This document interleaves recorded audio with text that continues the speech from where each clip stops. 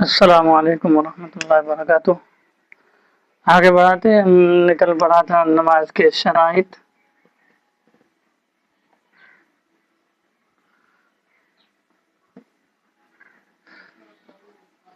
उसकी थोड़ी तफसील जान लेते हैं। 7 चीजें आई थी। बदन का पाक होना, कपड़ों का पाक होना। बदन के पाक होने से मुराद है सर के बालों से लेकर पैर के नाखून तक बदन का हर हिस्सा बिल्कुल पूरी तरीके से पाक हो, कोई भी हिस्सा नजिस ना हो।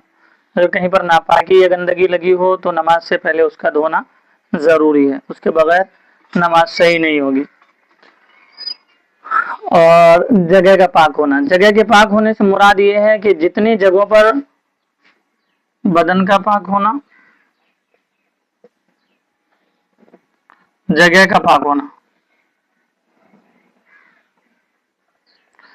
यानी जितने जगहों पर नमाज पढ़ने वाले के बदन का हिस्सा लगता है उन जगहों का पाक होना जरूरी है। खड़े होने की हालत में दोनों पैर के निचले हिस्से, रुकू में तो खैर उतना ही हिस्सा लगा रहता है, सजदे में दोनों घुटना, दोनों हाथ और पेशानी और नाक की जगह, इन तमाम जगहों पर पाक होना जरूरी है। अगर नजासत लगी हुई तो नमाज नहीं होगी, क्योंकि नमाज के जगह का भी पाक होना जरूरी है जिस जगह पर नमाजी के बदन का कोई भी आज़ा पहुंचता है। हाँ, अगर मान लीजिए जो 2 पांव रखने की जगह है, एक पांव की जगह नापाक है, दूसरे पांव की जगह पाक है, तो अगर कोई आदमी इस तरह खड़ा हो जाए कि जहां पाक है उस पांव को जमीन से टिका ले और जहां नापाक है उसको उठाए रखे और वो नमाज पढ़ ले इसी हालत में, नापाक हिस्से पर अपना पांव ना रखे, तो उसकी नमाज हो जाएगी, उसमें कोई दिक्कत नहीं है। असल जो है वो ये है कि नजिस हिस्से पर नमाजी का कोई भी बदन का हिस्सा नहीं लगना चाहिए। और था कि सतर का छुपाना। अब सतर कितना है? मर्दों का सतर जो है नाफ से लेकर पैर के घुटनों तक है। नाफ जो है, नाफ पेट के नीचे वो सतर में दाखिल नहीं है, लेकिन घुटना सतर में दाखिल है। और ये सिर्फ नमाजी के लिए नहीं है, बल्कि मर्दों का दूसरे के लिए भी, अपनी महरम बीवी यानी ज़ौजा के अलावा कहीं पर भी रहे वो, उसको उस वक्त में उसको इतना हिस्सा यानी नाक से लेकर घुटने तक का हिस्सा ढके ही रखना पड़ेगा। और ये वाजिब है नमाज के बाहर भी। नमाज से पहले तो इसका होना शर्त है, यानी फर्ज का दर्जा रखता, नहीं होगा तो नमाज ही शुरू नहीं होगी। लेकिन नमाज के अलावा भी मर्दों का ये हिस्सा, नाक से लेकर घुटने तक का हिस्सा ढका हुआ होना जरूरी है, यही मर्दों का सतर है। और औरतों का सतर सर के बालों से लेकर पैर के नाखून तक पूरा हिस्सा ढका हुआ होना चाहिए। लेकिन उसमें कुछ तखफीफ की गई है। तखफीफ ये है कि चेहरे का ये वाला हिस्सा जो जाहिर में दिखाई देता है, दोनों हथेली गट्टे से ऊपर, गट्टे से नीचे उंगली की तरफ, और दोनों पांव टखने से नीचे, ये 3 हिस्सा अगर खुला हुआ है तो उसके नमाज में कोई भी हरज नहीं आएगा। लेकिन जैसे कि अगर कोई औरत छोटे बाजू का कपड़ा पहनती है, कोहनी से लेकर गट्टे तक का हिस्से में, गट्टे तक के जो जगह है उसमें से अगर चौथाई के बकदर 3 मर्तबा तस्बीह पढ़ने के बराबर खुला रह जाए तो भी उसकी नमाज टूट जाएगी, फासिद हो जाएगी। हाँ, अगर किसी का ऐसा है तो उसको चाहिए कि ऐसा दुपट्टा ओढ़े जो नमाज की हर हालत में उसके हाथ को ढके रहे गट्टों तक। किसी भी हिस्से का खुलना, खास तौर पर औरतों के लिए कि उनका बदन पूरा का पूरा सतर में गिना जाता है, हथेली, मुंह का हिस्सा और पैर के टखने से नीचे वाला हिस्सा को छोड़कर बाकी पूरे बदन का ढका रहना जरूरी है।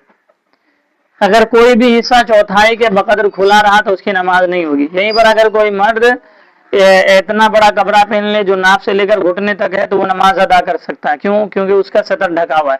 लेकिन खातून के लिए पूरा जिस्म का ढका हुआ होना जरूरी है, सिवाय चेहरा, हथेली और पैर के तलवे वगैरह के। और था कि सतर का छुपाना, बदन का पाक होना, जगह का पाक होना, बदन का पाक होना, कपड़ों का पाक होना। हाँ, कपड़ों का पाक होना। कपड़ों के पाक होने से क्या मुराद है? कपड़ों के पाक होने से मुराद ये है कि नमाजी के बदन से कपड़ा जो लगा हुआ है, नमाजी के बदन से कपड़ों का पाक होना। नमाजी के बदन से जो कपड़ा लगा हुआ है, अगरचे वो बदन से चिपका हुआ है, वो लटक रहा है, यानी नमाजी की हरकत करने की वजह से वो भी हरकत करता है, वो भी हिलता है, तो उन तमाम कपड़ों का पाक होना जरूरी है। उन तमाम कपड़ों का पाक होना जरूरी है। अगरचे जिस्म से नहीं लगा, जैसा कि दामन है या ओढ़नी वगैरह का वो हिस्सा जो बदन से चिपका हुआ नहीं है, जैसे अमामा है उसका पिछला हिस्सा होता है शमला, अगरचे बदन से मिला रहना या नहीं रहना उससे उसमें कोई भी फर्क नहीं पड़ता, लेकिन उसके हर हिस्से का पाक होना जरूरी है। अगर कोई एक हिस्सा भी नजिस है तो नमाज नहीं होगी। जगह के पाक होने में एक ये चीज भी ध्यान में रखें कि अगर किसी जगह पर नजासत है, हम उस जगह पर कोई ऐसी चीज रख लेते हैं जिसकी वजह से नजासत का असर ऊपर जाहिर नहीं होता और हम वहां खड़े हो जाते हैं, नमाज पढ़ते हैं, तो उसमें भी कोई दिक्कत नहीं है, वो जगह पाक शुमार की जाएगी क्योंकि ऊपर का हिस्सा पाक है और नजासत ऊपर सिरायत नहीं कर। कपड़ों का पाक होना, नमाजी के हरकत करने से जितना कपड़ा का हिस्सा हरकत करता है या हिलता जुलता है उन तमाम का पाक होना जरूरी है। मान लीजिए कि अगर बड़ी सी चादर है जिसका एक कोना नजिस है, नापाक है, दूसरा कोना नमाजी के बदन पर है, वो नमाज पढ़ रहा, रुकू और सजदे में जाता है, जिसकी वजह से हरकत तो करता है, वो चादर हरकत तो कर रहा है, लेकिन जो हिस्सा नजिस है जो जमीन पर रखा हुआ वो हरकत नहीं करता है, तो उस हालत में उसकी नमाज सही हो जाएगी, क्योंकि उन हिस्सों का पाक होना जरूरी है जो नमाजी की हरकत से हरकत में आ जाते हैं। कपड़ों का पाक होना। तीसरा रहा किबले की तरफ, पांचवा रहा किबले की तरफ रुख करना। किबले की तरफ रुख करना तो आम है, पश्चिम की तरफ मुंह करना है, नमाज चाहे जमात से पढ़ रहे हो अकेले पढ़ रहे हो। मान लीजिए रात की अंधेरी में किसी अनजान जगह में जहां में मालूम ही नहीं पड़ा कि किबला किस तरफ है, तो तहर्री करेंगे। तहर्री यानी अंदाजा लगाएंगे जब कोई भी बताने वाला मौजूद नहीं है, कोई भी बताने वाला मौजूद नहीं है जो हमें इस बात का इल्म दे सके या जिसे खुद इल्म हो कि किबला किस तरफ है, तब हम उस वक्त तहर्री करेंगे यानी अंदाजा लगाएंगे। जिस तरफ गालिब गुमान जाए, मान लो पश्चिम हमारे सामने की तरफ बाएं तरफ है, लेकिन हमारा गालिब गुमान गया दाएं की तरफ, तो हमें उस वक्त हमारे लिए दाएं तरफ नमाज मुँह करके नमाज पढ़ना जरूरी होगा। बाकी आम हालतों में तो किबला मालूम ही है, पश्चिम की तरफ मुँह करना। नमाज का वक्त होना, नमाज के लिए जरूरी ये भी है कि नमाज का वक्त शुरू हो जाए। मान लीजिए कि अभी मगरिब का वक्त 6:45 पे शुरू हो रहा है, आगे भी हो सकता है, लेकिन मिसाल के तौर पर इतना मान लीजिए, अगर कोई आदमी 6:43 पे शुरू कर दे मगरिब की नमाज, तो क्या उसकी नमाज होगी? नहीं, नमाज के लिए शर्त है कि नमाज का वक्त भी मौजूद है। हाँ, नमाज का वक्त गुजरने के बाद उस नमाज को तो हम बिला झिझक पढ़ सकते हैं, लेकिन वक्त आने से पहले नमाज नहीं पढ़ सकते।